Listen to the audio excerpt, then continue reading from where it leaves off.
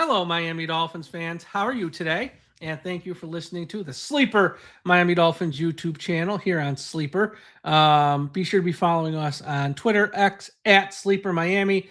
And for those of you watching this video, please make sure you are subscribed to the channel, smash that like button, and put up any and all comments below on what I'm going to talk about on today's show, whether you agree with me, don't agree with me. And if you got any ideas for future shows or topics you want me to talk about, please leave that in the comments below as well. So one of the big stories out there in the NFL, which is sort of tied into the Miami Dolphins per reports, is this Brendan Sorsby story, the college quarterback at Texas Tech, who has now entered the supplemental draft. There was a little back and forth on whether he'd be eligible to play this year. First he wasn't, then he was, and now he has left college. He's going to enter the supplemental draft. For those that don't know, Brendan Sorsby is probably one of the top, 3 to 5 college quarterbacks entering this upcoming season. He was probably one of the 3 to 5 quarterbacks in college last season, but it came out after the season not too long ago that he had bet on some games while he was at, Indiana and Cincinnati, and he transferred to Texas Tech this year. And when he was a freshman at Indiana, he bet on some games that Indiana played in. Now, he bet on them to win, but so then he was deemed ineligible by the NCAA. Then it went to court, and he found a judge. Him and his team found a judge, and they said, nope, you can play this year, because the judge is, I guess, a Texas Tech fan, and it got messy, and there's a lot of people arguing about it, and now he just said, the heck with it, I'm going to enter the supplemental draft. So the story is, which teams are going to place a bid on him in a supplemental draft? And obviously, there's a lot of teams being mentioned, and one of the teams at the top of that list are our Miami Dolphins, because the NFL is a quarterback's league, and you either have one or you don't. And right now in Miami, we would fall in the category of they don't. Now, we all hope Malik Willis is that guy, but he has 6 NFL starts in his life. None of us truly know if he is the guy at quarterback. We hope, we think, we might be optimistic, but we don't know.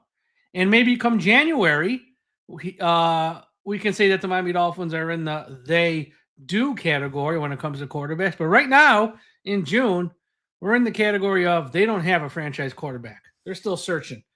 So that's why Miami is being linked here to Brendan Sorsby in the supplemental draft. So there's you got fans of the Dolphins, you got the local South Florida media, you got your national media debating if Miami should, possibly make a play for him in a supplemental draft. And the thing with Sorsby is this. Yes, there's clearly red flags around him when you bet on college football games, and he bet a ton of sports. Here's the deal. He bet $90,000 over a 3 to 4 year period, and he bet, between 9,000 and 10,000 individual bets. That is a lot. But I think, and I get it. If there's some fans out there, there's some people in media who are like, just avoid them. There's just too many red flags. It's too big of a red flag. I can't get past it. I totally understand it. But I think there's a couple things to remember here. Number one, when it comes to the player, the talent is undeniable. If Sorsby came out in the NFL draft this past year, which he almost did, he would have been the second quarterback gone in the draft, probably. He would have probably went above the Alabama quarterback who went to the Rams, Simpson. He probably would have been the second quarterback in the draft. And his stats in college just get better year after year after year. The talent's undeniable. So if the Finns go down this road and they make a play for him, and say they actually get him, because they do have Willis on a team-friendly deal, 3 years, really only 2, because you can move on from him after year 2. You can bring Sorsby along slowly. He can sit behind Willis this year. You could take your time. He's not going to be forced into action right away. And I guess I should rewind a little bit about the supplemental draft, because it hasn't been used much recently. And I know for some of our younger fans, they probably have no idea what the supplemental draft is. It was used a lot more in like the 80s. And even like early 90s. So what it is it's a draft in the summer at some point in July. They don't even have a set time frame for it, because some years Many years, they don't even have it. So they'll pick a day in July, the NFL, like that's going to be the day of the supplemental draft. And it's for any players whose status has changed since the April NFL draft. Now, usually it's someone who, since the April draft, their academic status has changed and they're no longer eligible to play in college, or someone who might have gotten in trouble off the field, who's been suspended or banned, they can't play this upcoming year in college. So if your status has changed since the April draft, the third day of the draft, once it's over, you can enter the supplemental draft. And how it works for teams is they tier off the teams. You got like your worst teams are like in a first tier, then your teams in the middle like a second tier, and then you got the elite teams are in a third tier, and it's like a lottery. So they shake it up, and then tier 1 they come up with an order, tier 2 they come up with an order, tier 3 they come up with an order. And if you're a team, you place a blind bid. It's essentially like a blind auction. So say the Miami Dolphins, like, you know what? Because whatever pick you submit, if you get him, you lose that pick in the 2027 draft. So say a team, just for example, Miami says, we'll use a first-round pick on him. They get him in 2027. You could be the worst team in the league, and you have the number 1 overall pick. Guess what? You don't have it. You've already used it. So that's why no one's going to use a first-round pick on him. But there's been some rumors and innuendo from, the Albert Breers of the world and Ian Rappaports and Adam Schefters that there might be a team willing to use a second-round pick on him. I think that's a bit much, a bit rich. I do think you'll see teams around 3, 4, 5. That's probably the sweet spot here, where I think most teams are going to feel comfortable submitting a pick. Now, there might be a team who would use a second-round pick. We'll see. So, and everyone submits their pick. If you want to, you don't have to. Everyone submits their pick, and then the NFL just pretty much goes top down. Okay, team picking first, team picking, like, what's the earliest pick in the draft order, and that team gets him. So we'll see how that plays out come July. But that's how it works, a supplemental draft. Back in 1985, it was the Cleveland Browns used a first-round pick on Bernie Kosar in the supplemental draft. So in 1986, they lost their first-round pick. The Cowboys, I think 89, no, not 88 maybe, used the first-round pick on Steve Walsh, the quarterback from Miami. And there's been some others as well, but those are probably the 2 most high-profile ones, I'd say. But it's been used so rarely in recent years, very rarely. But it really comes down to, how do teams feel about Sorsby? Because yes, there's a talent, and as I said, the talent's undeniable. But there's also the off-the-field things. And I think that's where, some of the rhetoric has kind of gone overboard and over the top. Did the kid make a mistake? Yes. But, in the grand scheme of mistakes, we got to keep this in a little bit of perspective. Was he drunk twice over the legal limit racing cars where someone died? No, but that's what Jalen Carter was when he was at Georgia. Was he a wide receiver who was recently arrested and charged with rape back in February? No, but that's what BYU wide receiver Parker Kingston was. Was he arrested and did he get a DUI? No, but that's what Ollie Gordon, who's on the Dolphins, that's what he did back in 2024. So there's like levels to this. Look, he's a young kid who got a bunch of NIL money, and he was immature, and he bet on sports. And sometimes he bet on his own team when he was at Indiana. He didn't point shave. He wasn't throwing interceptions on purpose to lose. The few bets he placed on his own team, he didn't bet against his own team. So let's pump the brakes a little bit on making this kid out to be a monster. Is what he did wrong? Yes, clearly. But let's keep it in a little bit of perspective, because there's only one victim here. Brendan Sorsby. No one else has been damaged. Brendan Sorsby hurt Brendan Sorsby. Okay? Again, this isn't the 1919 Chicago Black Sox where they're trying to lose the World Series on purpose. This isn't even Pete Rose, really, in my book. He's a young kid who made a mistake and only hurt himself. So before everyone clutches their pearls and takes the moral high ground and looks down on the kid, which is what we do these days in society, hold off, okay? I'm not saying Miami should take him. I'm not saying Miami will take him. But if they did, I've seen fans of the Dolphins twist themselves into pretzels and make excuses and defend, bad guys who've done worse things than Brendan Sorsby, like Tyreek Hill, Xavier Howard, Cecil Collins, Mark Walton, just to name a few. What those guys did were far worse than what Sorsby did. And fans of the Dolphins, stood by and made excuses and defended them. So, I don't want to see any Miami Dolphins fans stand 10 toes down and have a come to Jesus moment and attack this kid if the Dolphins were to take him in the supplemental draft, because I think that would be wrong. So, will Miami make a play for Sorsby? I would guess no. Do I want Miami to make a play for Sorsby here? No. But if the Dolphins throw a flyer pick in round 4 or 5 and they end up landing him, all right, it's a 4th or 5th round pick. It's not the end of the world. And if we lose a 4th or 5th round pick in 2027, look, you just got a guy who is a quarterback who should go in round 1 and round 4 or 5. So, that's okay. But, let's not make this kid out, because I know that's what we do now on social media as a society.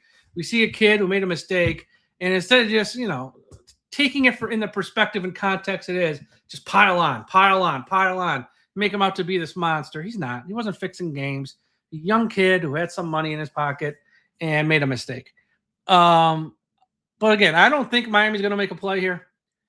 And here's the thing. The 3 teams or 4 teams being linked to Sorsby the most are Miami, Arizona, Cleveland, and the Jets. Why? Those are the teams, the 4 teams that are expected to have the worst season this year. Those are 4 teams that need a long-term answer at starting quarterback. And you would think, well, you need a quarterback. Here's a kid you might be able to get in around, 2, 3, 4, who's really a first-round talent. So you would think a team that's really bad would make a play for him. I don't think any one of those teams are going to make a play for Brendan Sorsby, because I think those teams are going to have front office people and owners realistic enough to say, look, the 2027 draft is loaded with quarterbacks. Dante Moore, Arch Manning, Lenora Sellers, C.J. Carr, the kid who went to Miami there from Duke, whose name slips my mind right now, Julian Slayan. It's just loaded with quarterbacks. And there's a few I'm forgetting. And if I'm the owner of, say, Cleveland, or if I'm the owner of Miami, I'm like, Sorsby's got some red flags. Yes, we can take him now, probably lose a pick in round 2 or 3. We can get him. But, man, if this season goes rough, I'd rather have Dante Moore than Brendan Sorsby. I'd rather have Arch Manning than Brendan Sorsby. And they don't have red flags. And they're slightly better quarterbacks than him. And I think our chances of getting one of those two realistically are relatively high. Look, we're all Dolphins fans here, but we know the story. This team, per the Las Vegas experts, have an over-under 4.5. You look at the schedule, it is daunting. It's the 2 toughest divisions out there, the AFC West and the NFC North, not counting a game versus San Francisco. Not counting a game versus the Packers. You got the Patriots twice, the Bills twice, Cincinnati. And this schedule is impossible. You have a quarterback who's only got 6 starts. You have a rookie head coach, and you got a lot of rookies because the veterans have been shipped off, like Minkah Fitzpatrick, Jalen Phillips, Bradley Chubb, Tyreek Hill, Jalen Waddle, just to name a few. So it's a lot of rookies and second-year kids with an inexperienced quarterback and an inexperienced head coach playing I think it's the second toughest schedule in the league. I don't know who's first, but an impossible schedule. The Red Dolphins are like, look, realistically, we might stink this year. And if we do, I'd rather have Moore or Manning than Sorsby with all the drama and off-the-field stuff he's got going on. Let's just wait.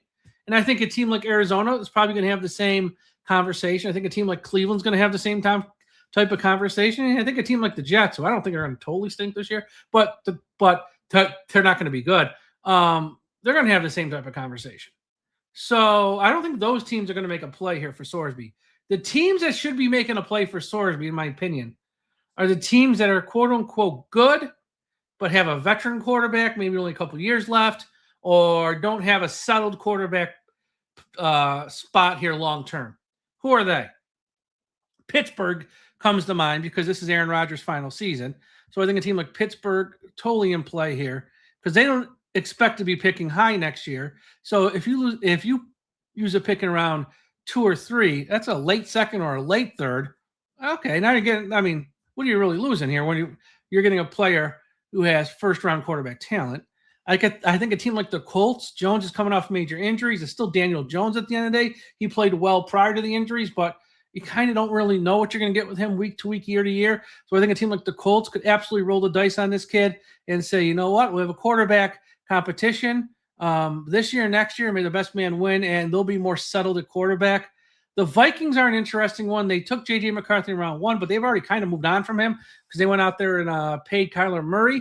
So I think a team there obviously could make a play for him, and so let's like throw him in the mix here. We're gonna, throw everything to the wall and sort of hope we get a land on one of these guys, hit for more than like a year or so or two. I think a team like Atlanta, Tua is on like a 1-year deal, making almost no money. We know he's very up and down, mostly down. Michael Penix is hurt, and if they liked him, they probably wouldn't. So I think a team like Atlanta could throw in a pick here, and they're expected to be halfway decent. So I think those are the types of teams that you're going to see him play for Sorsby. Teams that like aren't totally awful, that are expected to be halfway decent, fight for a playoff spot, and be pretty good. I think those are the teams who are going to have a vision of, look, this is a first-round quarterback talent that we normally wouldn't get if he didn't have all the off-the-field stuff. We wouldn't get where we're going to get him. And the teams that are really bad, they're like, you know what, we're going to sit tight because we might get someone way better who doesn't have the off-the-field stuff. So that's how I see this playing out. It's going to be very interesting. It's already, June 18th as I record this. This is probably going to happen in the next month. It's going to happen quick. He'll probably hold a private workout. And I bet you most of the NFL teams are going to have scouts and general managers out there. It'll be interesting if Miami sends a scout or if Jon-Eric Sullivan goes. If Jon-Eric Sullivan goes, then we got something to talk about. If they just send a scout, well, then they might not be as interested as we all think. And if Hafley goes with Jon-Eric Sullivan, then we really got something to talk about. So we'll see how this plays out. But this is going to be very interesting and be a little bit of a storyline here with Miami the next month or so. One thing I want to talk about real quick here before we wrap up this show is, this is a Miami Dolphins podcast, not an NBA podcast, clearly.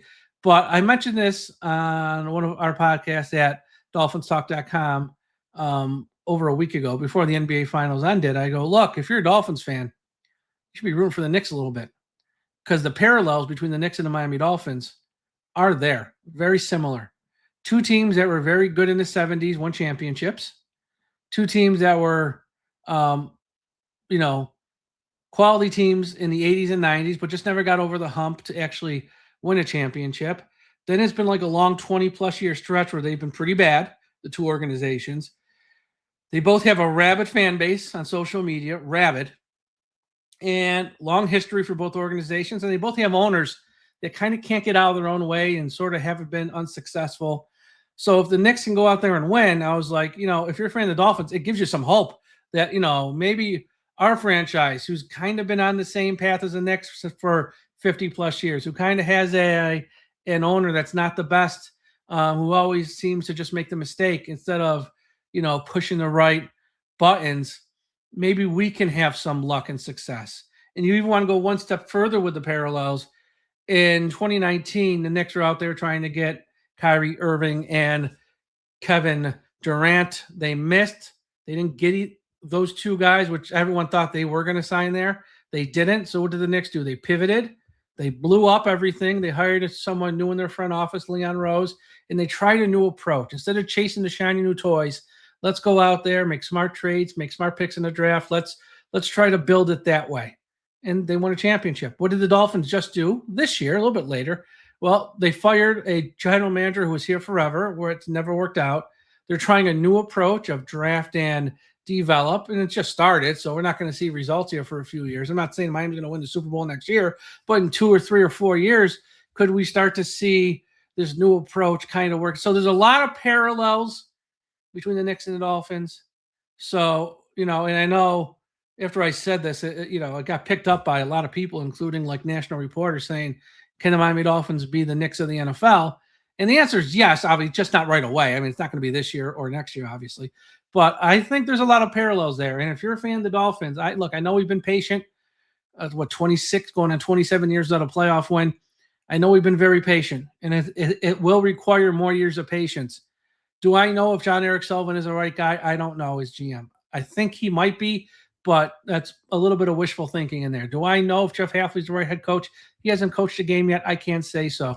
But I think what the Dolphins have done in their new approach, bringing in someone like Troy Aikman as a consultant, even something small like that, it's something new. They're trying a new approach. Let's hope it works. Let's hope, we have our Leon Rose guy running the ship who's going to make the right moves and, make us contenders. And hopefully one day we'll be having a parade down in South Florida celebrating the Dolphins. I don't know if it's going to happen, but there's a lot of parallels between those two organizations. I know it's totally different sports and I get it, but there's a lot of parallels.